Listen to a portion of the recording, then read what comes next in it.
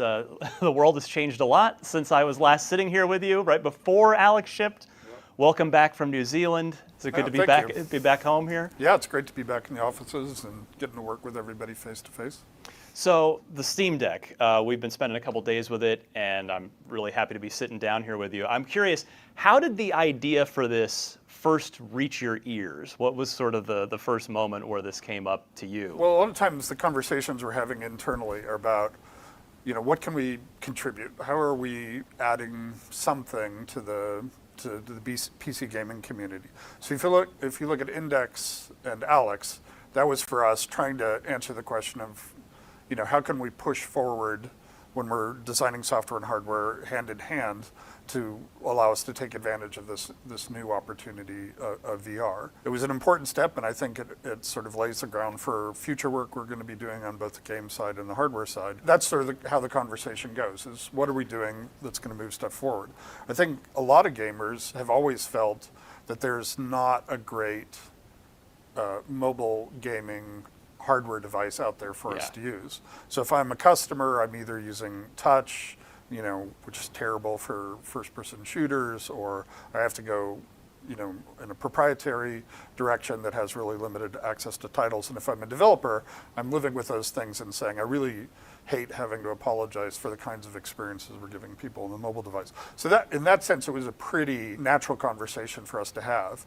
And there are things at various time horizons that you're looking at. So obviously, I've been thinking a lot about brain-computer interfaces. Yeah.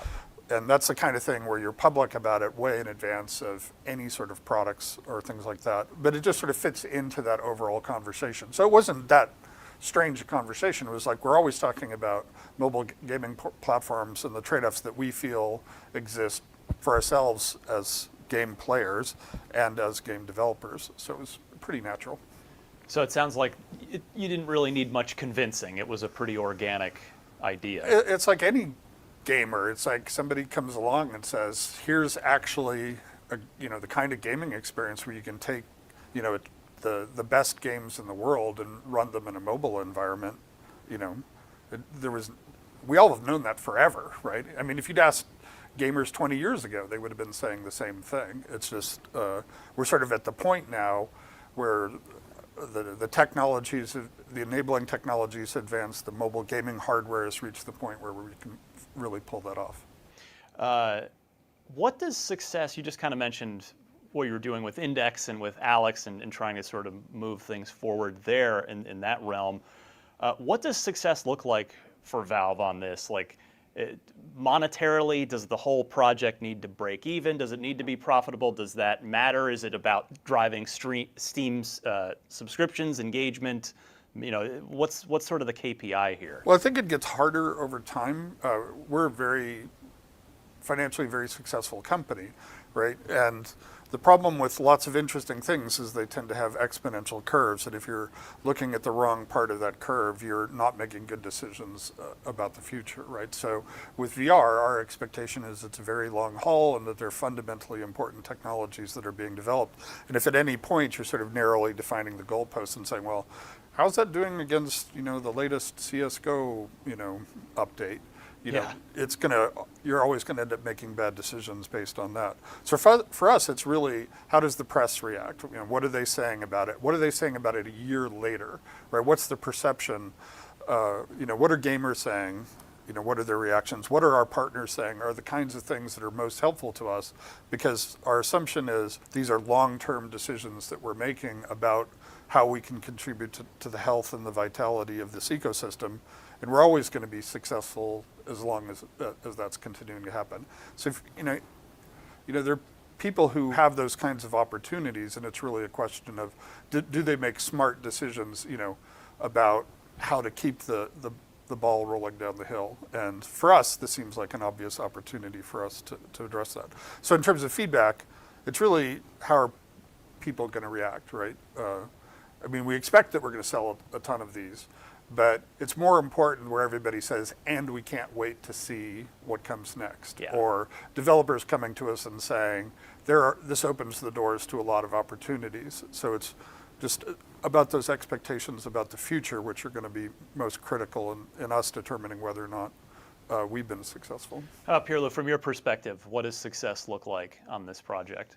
I think Gabe summed it up really well. If down the line we're talking to a bunch of developers on Steam and they're saying, oh wow, this really helped us connect to either a new set of players or players are that much happier playing in the mobile space, and we didn't have to do that much work for it or even no work at all. I think this looks great from our perspective. And if it opens up new opportunities for them when they're thinking about game designs, right? We've been sort of blocking a set of things off as kind of being static and fixed. And if they start viewing this as an opportunity to be more innovative, how can we evolve the input side of this? What are the other technologies that we can bring to this that enable new kinds of experiences and new gameplay mechanics? Well, along those same lines, what have your previous adventures in hardware development taught you heading into this? Well, I mean, that's a very long, every time we do anything, we tend to learn a lot. I think Index taught us a lot about the value of doing things hand in hand in software and hardware development, which is something that we expected, right? It was that I felt like we were really successful in capitalizing on, designing controllers at the same time we're designing Alex. Yeah.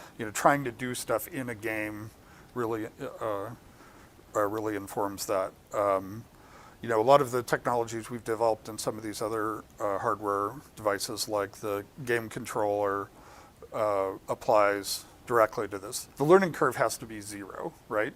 You just have to be able to hand something to them and they say, oh, I know how this all works, right? It's like, oh, look, it does exactly what I expected. I used the touchscreen and it, worked properly. I'm used to, let's say, an Xbox controller. Oh, this behaves exactly how I'm expecting and the games are working. So that's an example of something that we learned there. Price performance is going to be one of the critical factors in the mobile space. And so we've had to be very aggressive in terms of pricing on the deck. Well, speaking of which, I think this is the part where you get to tell me the price, because the audience will know by now, by the time this interview's up, but we've been seeing everything, and so we've actually been curious while we've been here. Now we know that there are multiple versions, all not teraflop wise, not power wise, but just we've got this different storage levels. So what is the price level here? The three price points are $399 for $529 and $649. And the only difference between those is the amount of storage and the speed of the storage. So as you go bigger, we're also making it faster. Yeah, and you've got an NVMe drive in there. Yep. Yeah. And so that's the difference. But all of the other characteristics, in terms of the gaming performance that you're going to get, they're going to be identical. I'm curious, what were some of the other names considered for Steam Deck on the whiteboard? Steam Buddy, Steam Pal. Very early on, we had pretty terrifying prototypes, so we gave them appropriate names like Ugly Baby and things like that. Those weren't great. Steam Ugly Baby. Yep.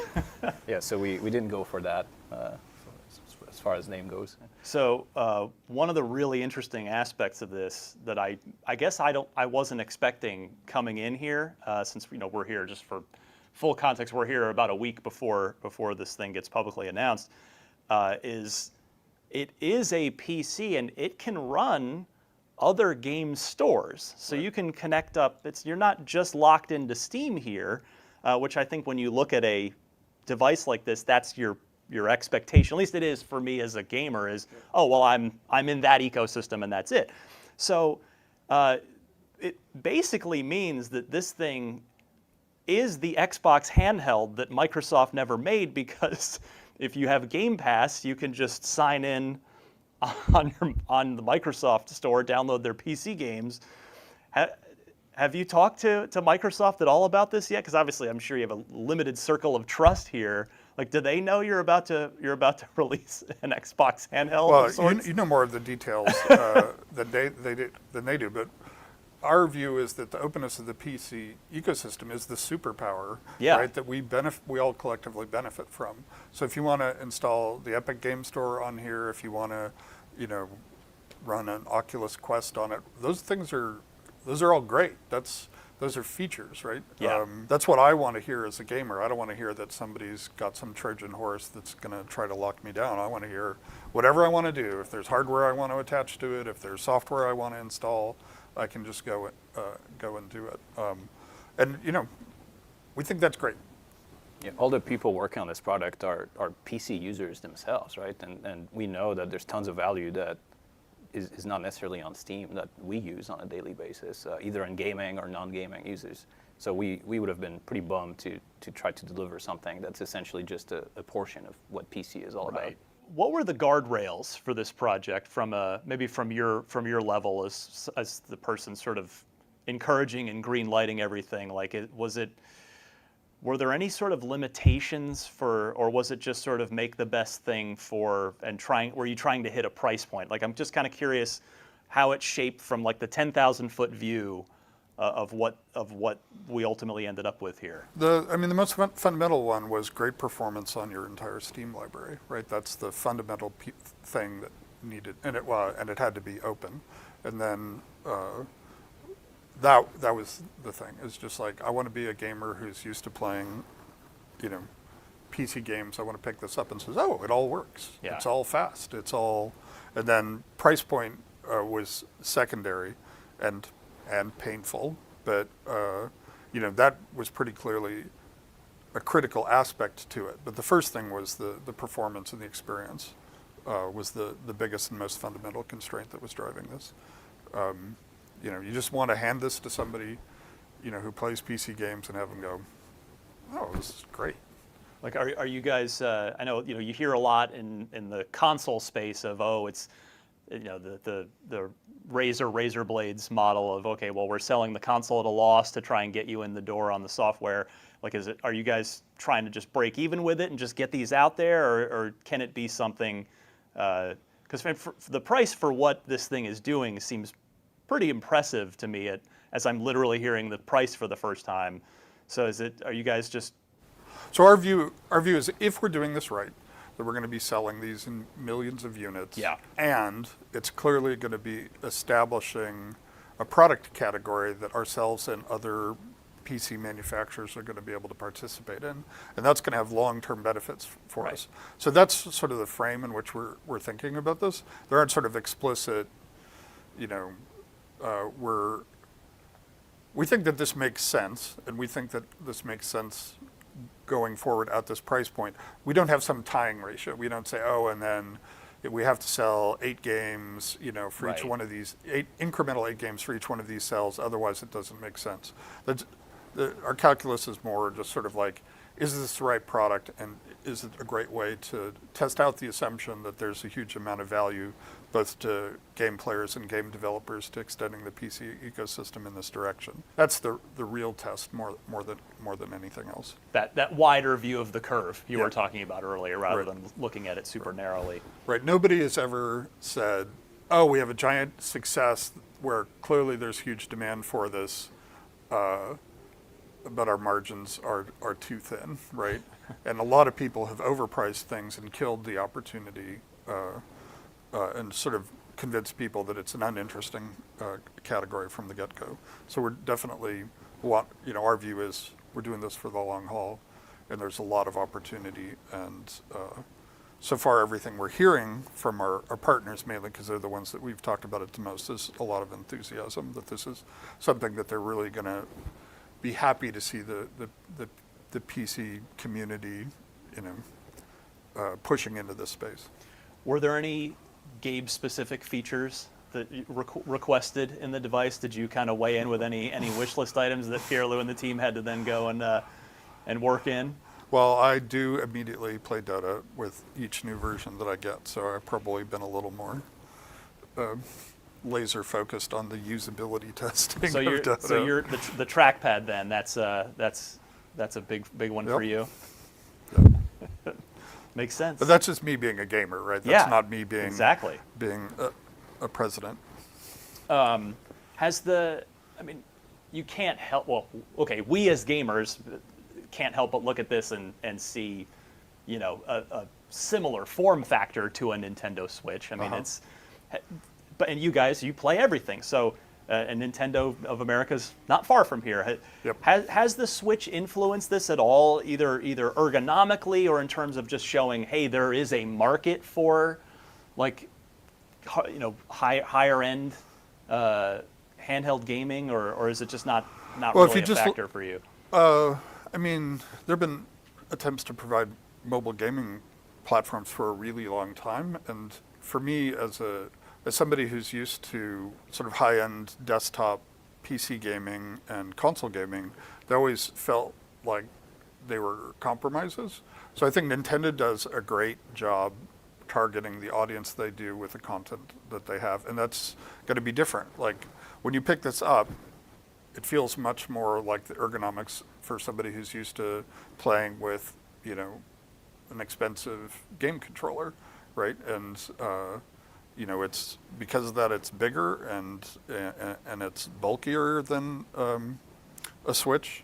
And if we're right, that's the right trade-off to be making for the audience that we're going after. And obviously, I mean, I think they've sold 85 million Switches. Doing all right. Well, it's obvious that they've made the right set of trade-offs for those customers and that kind of content. And we'll just have to find out whether or not we've made the right trade-offs. For me, it feels supernatural and makes a lot of sense when I'm trying to play, Resident Evil Villages on this. And we're going to find out pretty soon whether those choices that we've made are correct. But I think they are. So, Pirlo, how about you in terms of, was there anything about the Switch where you guys kind of collectively go, oh, well, we like this about it, so let's look at that, or we don't like this about the ergonomics of it that we want to address on our device? I don't want to criticize. I mean, there are a No, huge I'm number not. of people who love their Switches, Yeah, so of I don't course, want I'm to come one of them. across as negative. Yeah. We never really looked at it in those terms. Yeah. Like, we're focusing on, as Gabe said, like our library and what people are, how they're engaging with PC and trying to get the best solution for that. I think they're really two parallel things there. Well, all right, let's move this way. Yeah. If you're a gamer and you pick up a Switch and you pick up one of these, you're going to know which one is right for you, Yeah. right? And you're going to know it within 10 seconds. So, what can Valve do to help avoid the pre-ordering nightmare that gamers endured with the Xbox Series and the PlayStation 5 launches last year, or if anything? we're going to have a reservation system. People can, as soon as the announcement goes live, they can start reserving whichever SKU they want. So, and that'll give them a sense of when those deliveries are going to occur. And all the we're not going through any sales intermediaries, so they Right. should have a pretty accurate understanding of when they'll get their devices. So all sales will go through Valve, similar to the Index. It won't just be in Target or Best We may Buy. end up doing that eventually, but for Eventually. now, it's just a lot easier to communicate to customers about like delivery dates and things like that. Yeah. When it's directly between what we know about our production capability and the customers. Well, over the last, decade, but particularly maybe half decade, Valve's really become every bit as a hardware company as it ever is or was a software company. Are there any other areas that you're still looking that you see in the future for Valve that you want to branch into? You mean in addition to hardware? Yeah. Well, hardware plus software is a pretty big. That'll keep us busy for a while. So. Oh, unless I decide to go to medical research for brain-computer interfaces. Well, that's exactly where I wanted to go next. Actually, is that was a topic that I was surprised to hear from you about last time, and it sounds like something you've been putting a lot of time and energy into that. Has the pandemic changed your sort of thoughts on that at all, either to try and accelerate that research, or I'm just sort of curious, where 1 year later, talking to you from a year ago to now, is that still a big focus and Yeah, absolutely. thing for you? Yeah. Yep. Super, super exciting. I think the things that we'll be able to do are, it's one of those highly speculative bets, and Yeah. and within our company, it's the kind of longer range risky thing that it's probably easier for me to do than other people, simply because I've got a track record of making risky long-term bets, some of which have paid off, and some of which have not. So, but I've got enough. There's less stress on me pushing in those kinds of risky directions than there is for other people. So it's a useful role for me internally in sort of the political economy of Valve. This one I think be good for both of you here. For both in terms of first for Gabe, has your time in New Zealand and obviously the weathering the pandemic changed your thinking about centralized office and operating a company in general? And Pierre, I'd be curious then to get your perspective on it from the actual team developing this thing, the sort of ups and downs of being together and then being not. On my side, I think if anything, it reinforced my belief of the benefits of everyone being in the office and collaborating. When we were all split out, trying like at the heart of trying to figure out what the idea for the industrial design for our final was going to be, it was really slowing us down and causing all kinds of challenges for the natural model of collaboration here, which is everyone from all disciplines are in the same room, just discussing things and making really good decisions as a result. So I think everyone was really eager to get back in the office. That might largely be due because of the way we work, but I think for Valve it's the right model, and we're really all happy to be back here in the office. So I think we all got better at working remotely. I was working just a little more remotely than most other people. I think if you looked at sort of coarse measures of productivity, just the lazy, how many lines of code get checked in, how many assets, our productivity was impaired about 25% over the last year. Like everybody's like, what does the pandemic mean for me personally? What does it mean for the business? What does it mean for the team that I'm working on? So we tried to just sort of come up with really quick and dirty ways of measuring that. And so it was like about 25%. But that wasn't homogeneous across all the different things that we do. Yeah. So things that involved you, like going off and thinking, like just pure code production. Like I already know what I'm going to go write, and I just know that I have a bunch of code I need to write. That actually got a little bit better. Anything that required sort of back and forth collaboration, like it was a great time to be, an individual contributor, being a hermit, just producing stuff. But anything that, like trying to launch a new product would have been impossible in the pandemic, because that's the phase in which there's that maximal amount of interchange of ideas back and forth, triggering ideas in other people and so on. So that would be an example, like, making a whole bunch of hats for a game. Yeah, the pandemic didn't hurt us. Coming up with what is a next product for us to go build, that would have been super challenging. Those are sort of the two extremes. Yeah. Well, since we last talked over a year ago, Alex hadn't shipped yet. It was getting there, and then you ended up having to ship it from home. So now that that game's been out for over a year, I'm curious how you feel about it in hindsight. You kind of touched on it early in our conversation here, but are you frustrated that it didn't win more awards that it was certainly worthy of? Did it move the needle on VR adoption? I know you're. Yeah. So I'm kind of curious how you feel about it. A year plus out. Yeah, I feel great a year out. I think it's been super helpful in us in terms of like, what do we do next? How do we continue to move VR forward? What are the opportunities in the space? So in that sense, it's been hugely successful.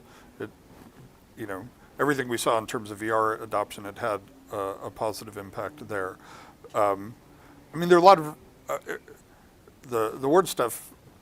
To me, feels a little bit like that's not the right metric to be applying to those kinds of projects. It's great if you get them, but